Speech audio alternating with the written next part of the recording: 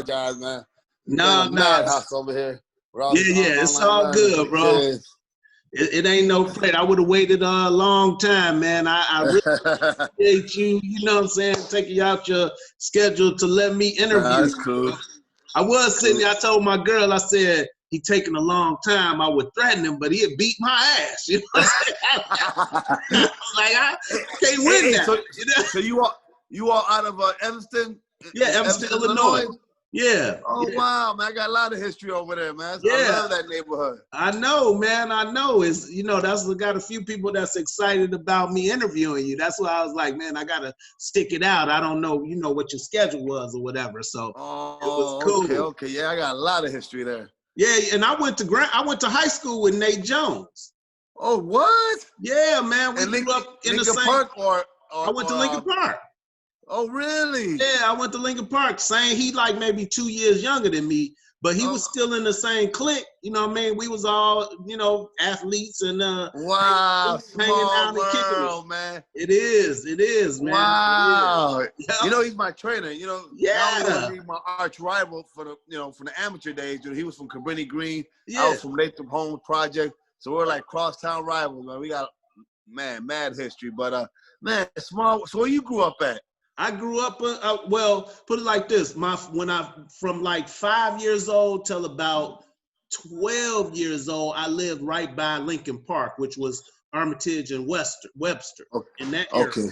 Then my mother got sick. I moved out south, but I had already tested well, and I was high on the grades, so I got to keep coming back to Lincoln Park. You know what I mean? Lincoln Park was school. You know what I mean? Absolutely, man. That area nowadays, today, man, I mean, everything's milling up, boy, to live over there. Exactly, yeah. Wow. So I lived in some of them cribs they trying to charge a lot of money for now. Right.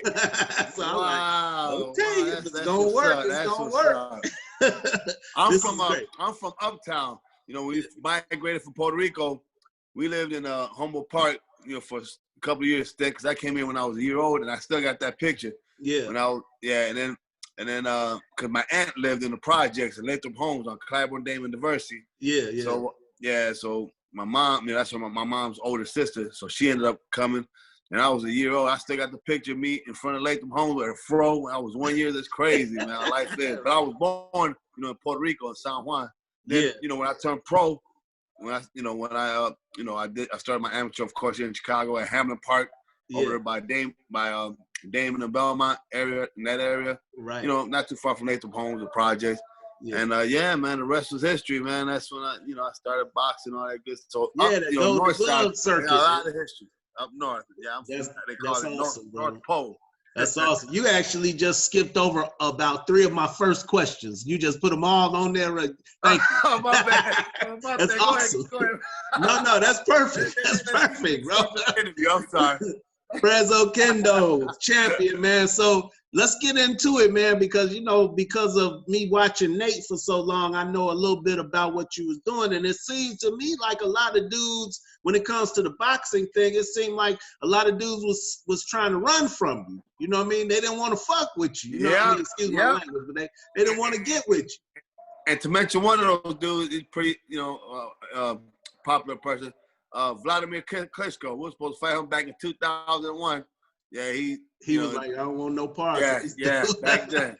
Right. And I saw a video that said Tyson avoided you too. Oh yeah, Tyson. Yeah, that's right. Yeah. Tyson ended up. Oh, excuse me, real quick. I didn't know these guys are. Start juicing.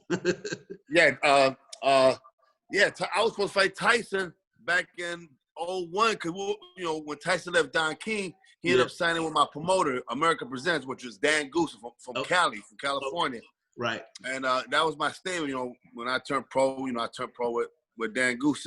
Yeah. But man, I was staged, you know, to fight Mike when he returned back in 2001. But they said, you know, it was too risky, and man, I was like, man, that would have been my first $1 million fight, man. Ooh, man. I thought to Mike, you know, I grew up watching Mike. Yeah, we all did, man. I don't think I didn't have a nightmare where I was like, I had to fight him. You know what I'm saying? Everybody had that one, man. You don't want to fight. You know, you wake up like, man, I can't, I'm going to lose this. You know, he's going to kill me. We always had a thing, would you let him hit you in the face for $1 million type? You know what I mean? Right. That one. Those were the jokes. I was in high school back then. I remember exactly. Yep. So we all, but it would have been really cool to see, I guess, that time thing, if it had worked out where you had to fight him, because right then was when he was having all them crazy moments too. Yes. Yes. So you have fucked around and been the champ. Yeah, mental. Boxing is 80% mental, 20% physical. A lot of people don't know that, but it's common sense. Yeah, that's one of the things that I love to explore with you, man. When you became a Golden Gloves boxer, you were kind of conditioned to jumping into the ring. But when you cross over into being a heavyweight contender in the real professional level fighting thing, man, you really have to come in there like, okay, I'm ready. You know what I'm saying? So what's the mindset to get behind yourself? Because you're your biggest enemy. Opponent. Most of the time, that's how Tyson stayed so famous, because everybody was scared of him, plus the fighters. Right. When they walk in. He's the first man to have that logo, the baddest man on the planet, I said, I was in 8th grade.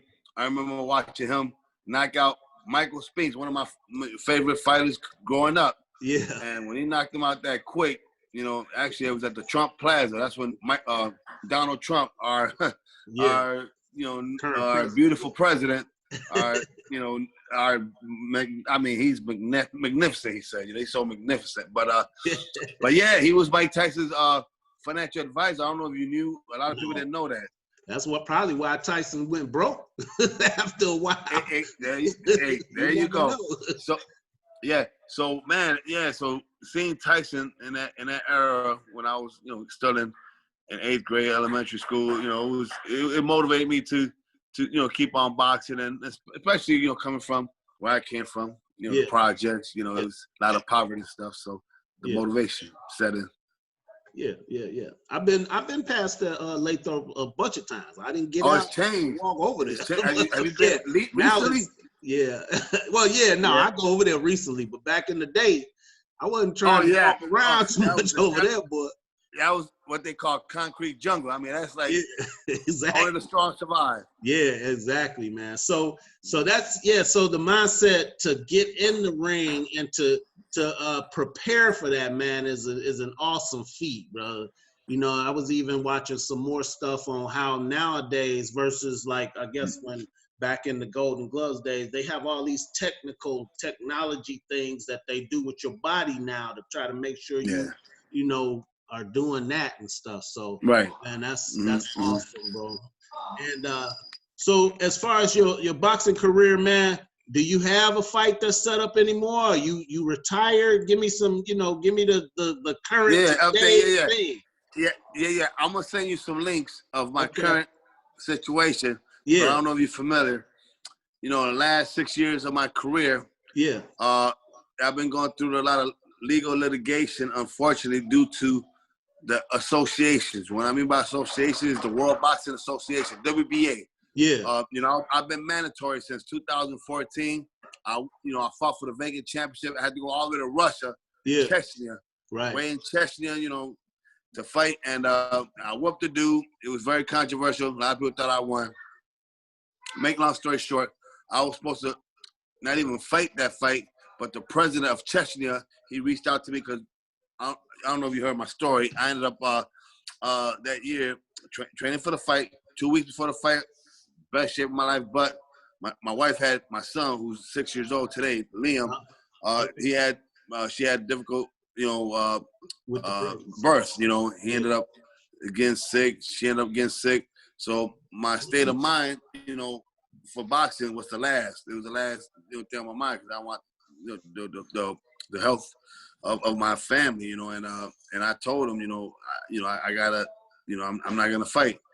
So, just 2 weeks before the fight.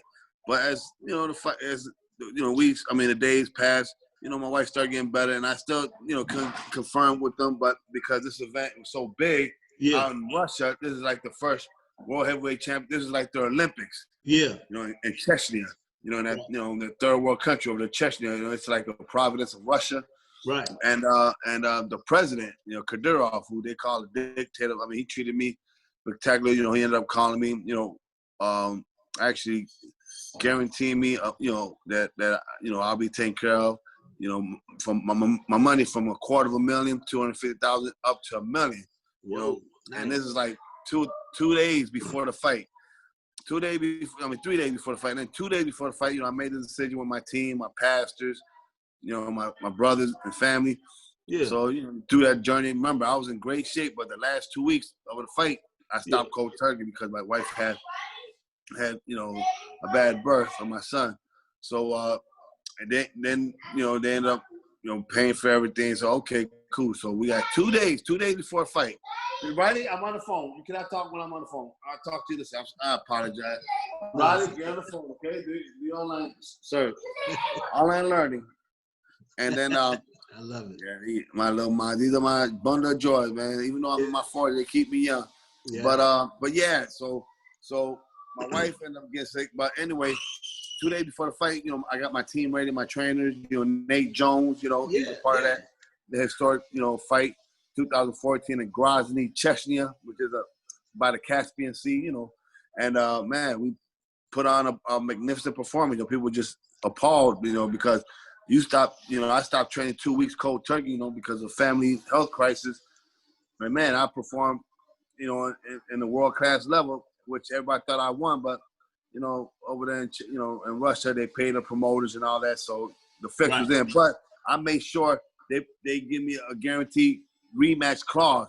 That was one of my main reasons why I went back, because number one, I wasn't 100%. Number two, I want to be guaranteed, you know, I fight again because I'm not 100%, and they understood that. So the World Boxing Association, WBA, you know, ended up, you know, agreeing to it, and man, the rest was history. And then we fought, one of the greatest performances. I mean, we had 30,000 people, spectators, you know, to see the fight. It was broadcast internationally, you know, and Box Nation is a popular world sports station. So I fought there, so the whole world get to see it. And then controversy started setting in because after the fight, you know, they were supposed to give me, you know, my $1 million and all that. And this one dude that was assisting me, who was my attorney, John Wirt, he worked with the promoters of Russia. And to make long story short, you know, they sent the money to escrow, it was $1 million. He ended up sending it back. So one thing led to another. I had to sue him in the Southern District of New York. Man, so it's been a prolonged thing for a year. So I won that. So now I'm getting ready to fight. The dude, he ended up retiring. He said, no, you know what? In other words, he knows, you know, I whooped him the first time. The second time, he probably didn't want to get knocked out. So he decided to retire. So the title, the WBA heavyweight championship was vacant. Right. Of course, I was the mandatory because I took him to, you know, the federal, you know, court, and the federal judge said, hey, before anybody fights for the title, it's you. You know, for no, you won the case fair and square. You know, they didn't give you money. You won, you know, your case, and that's the law. So the World Boxing Association agreed. So I've been a mandatory contender since 2014. So now here we go, 2015. I was supposed to, you know, fight Shannon. No, 2017. I was supposed to fight Shannon Briggs. Yeah. And he tested positive for steroids. I mean, no. Before Shannon Briggs, I was supposed to fight Lucas Brown, this Australian dude. Tested positive for steroids. And now in 2017, you know, the WBA said, okay, well, the next available challenger is Shannon Briggs. He ended up popping dirty. You know, all this, let's go champ. He got popped off. You know, I retired him because, you know, they all had to, you know, do steroids to fight me. And then my last guy was supposed to fight, Manuel Char. He was supposed to fight, I was supposed to fight him 2000.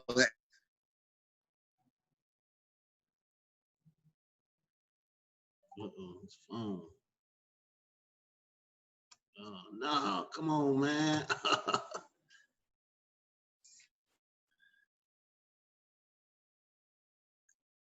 The mandatory head, I earned it. You know, it was my fault that these guys, you know, retired and want to fight me. The title was vacant, and the next 3 opponents, they all tested positive for steroids, so they should crown me champ. You know. Yeah, that's what I thought. Yeah. So here I am today as we speak. So we're in litigation now to get my money from escrow first. Then after that, I'm pretty sure the WBA is gonna negotiate with me, you know, for the championship and monies, you know, because I've suffered a lot of damages, you know. I mean, millions of dollars, you know. I could have won over $20 million. Right. 3 or 4 heavyweight championship fights, you know. Plus all the people that would have wanted you to sponsor, you know, the sponsorships and stuff like that, man. That would have been a lot of money. Exactly. So I'm putting all that, you know, into context of, you know, now that we getting ready to file a complaint against WBA, we got to put the amount of, all the stuff that I, you know, possibly, you know, lost because of their, you know, not following WBA bylaws, you know, their own rules and regulations. Right. So that's where I'm at right now, brother. So things are looking good. So we're getting to the finish line, and I'll probably do one more fight, do a little tune-up, probably in Mexico City in December. That's awesome. With one of my good friends from Chicago. He's in Mexico. His name is Carlos Molina, King Carlos Molina. He was a former world champ. Yeah. And he's doing a little comeback himself, so he's promoting the card. So I'm going to keep everybody posted. So I'm doing a nice little return bout to stay active. Awesome. That's awesome. You got my email, so keep me on your email list. Now, the other part I wanted to talk to you about, and I know you got to go soon, but give me a couple more minutes. It's about your foundation, with your boxing foundation, where you're teaching the kids boxing. And I remember you talked to me about that. Yeah, man, that's my passion. You know, as I was a kid, I remember my dad, you know, motivated, because my dad loved kids. He's a champion of second chances. Yeah. You know, we all make mistakes. I made a mistake. I got popped off. I did a little time. Thank God, you know, I wasn't no rebellious criminal. You know, I ended up, you know, selling, you know, drugs in the projects, making a little money. And, you know, one thing led to another. Did my little time, got me to thinking, and the rest was history. And man, my dad just put it in my ear, like, listen, son, you know, you're like me. You know, you're a giver. You know, you got heart. You know, from the project, and you always gave. You know, when you were a kid, when you didn't have none, let's do a, you know, a boxing camera, you know, a foundation, you know, in your name, sons. You know, and now I'll be, man, the rest was history. So I started the first Oquendo Boxing Academy in 2009, and here I am today, man, servicing, you know, all over the, you know, the city of Chicagoland area, schools, charter schools, Aspira, and man, I got, you know, 2 nice little gyms, and hopefully, you know, a third one soon, and man, it's been very successful, you know, seeing these, you know, underprivileged, at-risk youth that they have no ways, and just to see the girls, especially the girls, we got more girls, you know, that need help. They don't got the father figure, you know. You know, they love me because I give them that emptiness. And today, you know, I have special, you know, these special girls, because they, you know, they love the sport. It gives them a lot of discipline. It's not just for boys, man. For women, you know what I'm saying? I was raised, you know, by my mom. You know, my dad was, you know, Papa was a Rolling Stone, where he laid his head home. But at the end of the day, you know, he loved me. That was my dad. My mom said, you know, everybody's different. But yeah, man, it's been very successful. You know, I've been blessed. You know, so far, you know, I haven't been getting no government or federal grants or nothing, but I've been having a lot of private donors, you know, to support me. I'm pretty sure you know one of my main ones. That's when we met at the event. Oh yeah, he's a golden heart. You know, You know, he was, you know, who spearheaded me and my partners, you know, for my foundation to go to Puerto Rico. We did the hurricane relief efforts. You know, we raised over $250,000. Man, we had a lot of water filtration systems for a lot of families in Puerto Rico. Yeah. And one of my partner, Louis Mattel, who Pops, we call Pops, you know, the birthday boy, Pops. He knew Louis Mattel for many, many years. Actually, he worked with Louis Mattel's mom, and this is Louis Mattel right now. He's in the Illinois Boxing Hall of Fame. Hey, Louis, say what's up to my man.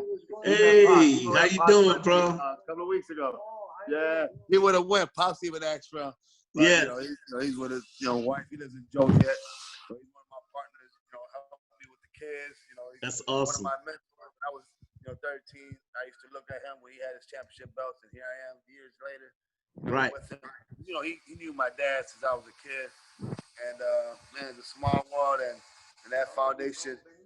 And also, we brought one of the you know, one of the most, you know, greatest fighters in Puerto Rico, which a lot of people gave me and my partner Louis Martel, because Louis Martel was Rafael Benitez sparring partner. You know who Rafael Benitez is, correct? I remember him. Yeah, he's the slickest fighter in the world. The man who fought the youngest champion in history. He was 17 years old when he won his world championship. Actually, I wasn't even born. Or no, I think I was in '73. He had his first professional fight before I was born, but he won the title at the age of 17. And man, me and Louis, was able to save his life. We went to Puerto Rico. One of my family friends told me that, we want to help Roberto Benitez. I said, of course. He was in a fetus position in Puerto Rico, and me and my partner, who was his chief sparring partner, when he was getting ready for Roberto Duran, Roberto Benitez, he whooped Roberto Duran in his prime. Yeah. And, man, we did that. We brought him back to Chicago. Now his health is getting a lot better. If he would have been in Puerto Rico, he probably would have been dead by now. So we're getting ready to, me and my partner, Louis Martel, ESPN reached out to us. We're getting ready to do a documentary on his life, on his legacy. That's cool. I don't know if you're familiar. I'm good friends with a lot of Latino boxers, like Hector Camacho, the Macho Man. They're getting ready to do a documentary on him next month in November. Yeah, they reached That's out gonna to be me. big. Yeah, it's gonna be dope. That's gonna be dope. So I grew up with these icons, and it's great for me to follow their lead and man, now I'll be able to do the future, the kids, the at-risk youth, they have hope, second chances, because here I am today. Even though I went in front of the prison review board, I had an X on my back. Okay. Well, I do still have an X on my back technically, but I got a little lenient, but I want to get how you say clemency, because clemency have expunged everything. So I'm in the process again now. I was supposed to get that last year, but since COVID hit beginning of the year, it messed everything up. So I'm hoping to get clemency before the end of the year. And man, things are looking good for me. Hopefully with the kids, but with this coronavirus, it's getting worse now. Right. I saw that. But man, brother, I definitely want to do some big things with you. Yeah, like out here in Evanston. Because I'm looking forward to doing another benefit. We had a big benefit last year. Yeah. Around this time last year at Roll 24. I don't know if you're familiar with the South Loop. Roll 24 is a very nice little spot to do events, and we had a very successful event last year. We had a lot of stars. We had Leon Rogers, that's the host. Yeah, that's my homie. Oh, really? Oh, small yeah, that's world. My boy. That's my homie, man. Yeah. Oh, wow. I was trying to see. I wanted to see. Like if you out here in Evanston, we got a place called Robert Crown, where it would be good for you to put together a boxing fundraiser out here. If you have, you know what I mean? It's big enough. It's got all the space. It's got all the bells and whistles. We could set it up like a man, I'd love fight out to here. partner up with me on that. That'll be awesome, brother. That's what we do. Great cause. And you can have some of your kids, or if you want to bring somebody in. I did last year. Yep, I had a dozen of them come and put them on the stage. People loved it, man. They told their stories, and man, they think the boxing camp, if it wasn't for them, they wouldn't be having hope, losing weight, being positive for themselves. Just having belief in these kids. Champions of second chances. It's a deal, man. We're gonna do that as soon as this COVID is under control. We gonna open that place up, man, and pop your thing open, brother. It's because it's some dudes in Evanston that'll that could be some more benefactors to you too. They just got to know about you. Man, absolutely. Because one of my partners, actually one of the sponsors, one of my partners, his restaurant's on Lincoln and Oakton, man, and he came to support me. I got a lot of history. Actually, it's in Skokie, right in the corner. Like Evanston, it's in Skokie. It's called El Fuego Mexican Cuisine. They supported, my foundation. So I had like 10 supported food, Puerto Rican, Cuban. We had all type of food, and I wish you would have been there. But it's on my website. I don't know if you checked it out. Pops, we give away world, like championship belts, made. So he was the champion, of course. He ended up looking out, and you'll see it on my website. All the pictures, you'll see Leon Rogers, Kendall Gill, former NBA champ. Yeah. I went to college with Kendall Gill. Oh wow! You a buy? it's a small world, man, when it comes to this. Because Kendall Gill, his cousin was my roommate in college. And wow. so, yeah. Oh, so he knows you. He knows you. If I say your name, Kendall he'll Gill know you. me. Yeah, he know me. Kendall Gill know me. That whole squad know who I am. You know what I'm saying? Oh, wow. It's a small world, bro. It's a small world. Listen, because I'm getting ready to get, how they call it, a graduation. I'm part of that 60-40 club with Kendall. Kendall Gill's the man, the man that made it over there in Dunbar High School. Yeah. So I've been doing track for the last 2 months. So I finally, finished my track, conditioning, all that. So it's like a little graduation. We get a little T-shirt recognition, all that. So that's tomorrow at Dunbar High School, like at 7 a.m. So, man, yeah. So me and Kendall, we go way back. He's watched my fights in the pros and all that. And, of course, I was a big fan in his NBA days. Yeah. But yeah, man, he's always a big supporter of my foundation as well. So, man, yeah, we gotta, we're gonna do that. Stay in contact, make these moves. We're gonna make sure that happens, man. And on that, I'm gonna let you get back to your family, brother. It's been a great opportunity that you've given me to interview you. For all of those, I'm gonna blow it up. When I get it online, I'm gonna send you the link and everything. Yeah, so I'll put it on my Instagram, Facebook. Everybody that want to donate to a great cause. That's right. FOBAINTL.org. Frez Oquendo Boxing Academy. Check me out on Instagram at FOBAINTL. There you go. .org. And also, Frez Oquendo, my name.